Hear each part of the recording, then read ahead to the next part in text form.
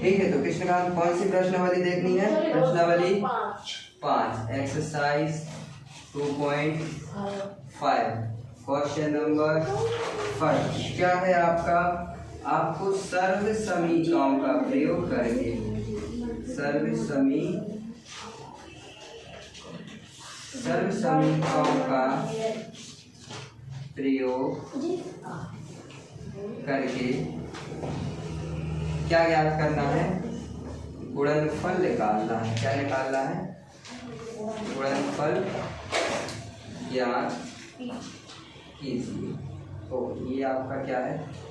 Question है, जिसमें number 1 पर आपको क्या दिया है? x+4 और दिया है आपको x+10। ठीक है, तो देखो इसको सॉल्व कैसे करना है। इसमें आपको सीधा सीधा गुणा नहीं करना है। उन्होंने क्या किया है? सीधा गुणा करने को मना किया। उन्होंने बोला सर्व समीकरणों का यूज करके आपको इसका गुणनफल निकालना है। सर्व समीकरणों का यूज करके आपको क्या निकालना है? गुणनफल निकालना है। किसका? x+4 और x+10 का। ओके, ठीक है। तो अब आपको एक देखो, एक सर्व समीकरण होती है, तो आप क्या लिखोगे? हमें ज्ञात है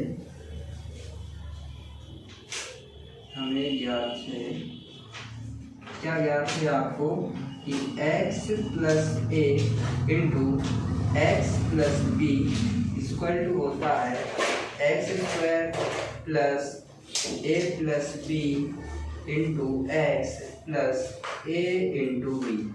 ये आपकी एक सर्व समीकरण होती है। ठीक है, क्या होती है? x+a x+b बराबर x² plus a+b into x plus a into b। ये क्या है? आपकी एक सर्व समीकरण है।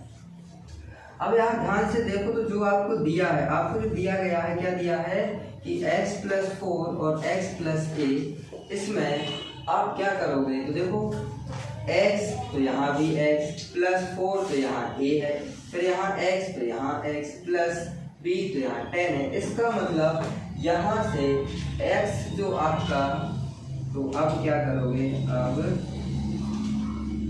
x+4 x+10, तो यहाँ 4 को क्या मान लो आप? a मान लो, और 10 को क्या मान लो? b मान लो।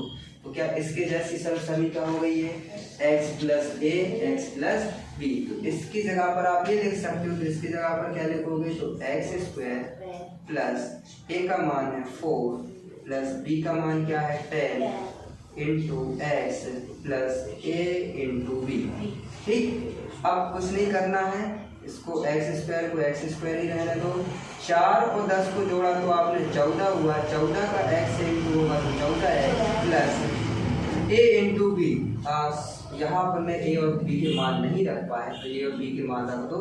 a का मान था आपका 4 इंटू b का मान था 10, तो क्या हो जाएगा? इनके करके 40। क्या हो जाएगा? 40।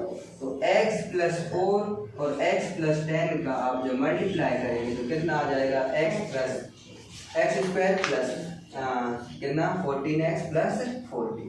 क्या बात समझ गए? ठीक है, ये आपका आंसर है। बताओ इसमें कोई दिक्कत हो तो। बाकी अगला क्वेश्चन देखें हम। इसमें कोई दिक्कत नहीं है ना? ठीक है, सेकंड देख ले। सेकंड क्वेश्चन क्या दिया है आपका? x+8 और x-10। ठीक, अब इसको आपको देखना है, तो इसमें फिर से वही लिखोगे। हमें ज्ञात है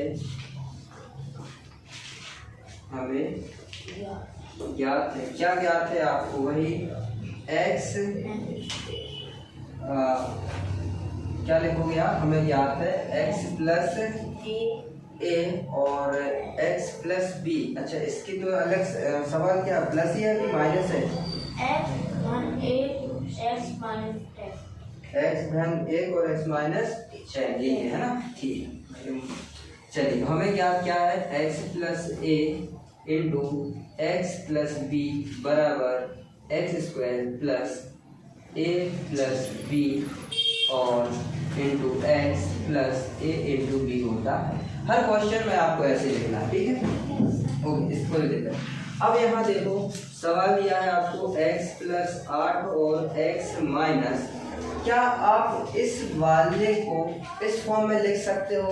देखो कैसे, आपको यहाँ क्या चाहिए, आपका पद होना चाहिए x प्लस ए और x प्लस बी है, तो आपका x प्लस ए तो है पर एक x प्लस बी ना हो के x माइनस बी है कि नहीं, माइनस है ना। आप यहाँ एक काम करो, इसको लगाओ प्लस और इस -10 को लिख दो ब्रैकेट में, तो इसको कर दो ये बड़ा ब्रैकेट। बात समझ गए? देखो क्या बनेगा यहाँ से, x प्लस ए x प्लस बी, तो अब b आपका क्या हो जाएगा -10, b क्या हो जाएगा -10। अब इसमें जमा हुआ तो क्या आएगा आपका, आएगा x स्क्वायर, क्या आएगा x स्क्वायर प्लस ए कितना है आपका 8, ए कितना है 8 प्लस बी कितना है -10, तो देखो -10 कितना है -10 इंटू एक्स प्लस ए कितना है आपका 8 इंटू बी कितना है -10 रख दिया, कोई दिक्कत नहीं था।